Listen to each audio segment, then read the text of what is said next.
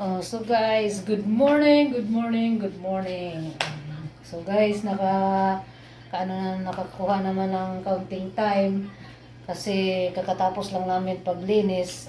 So nagpunta kami sa kwarto nila Ate Pipi at saka ni Ate Nor. So, siyempre parang may ma-upload at may ma-update naman kayo. Naggawa naman kami ng video. So kasama ko sa Ate Pipi. Ngayon makikita niyo siya.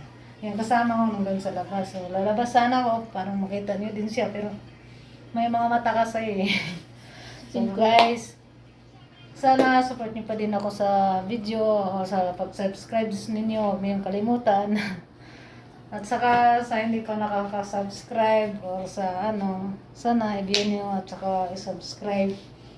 Malaking tulong na din yan at papasalamat na din ako sa inyo. Ngayon guys, dito kami sa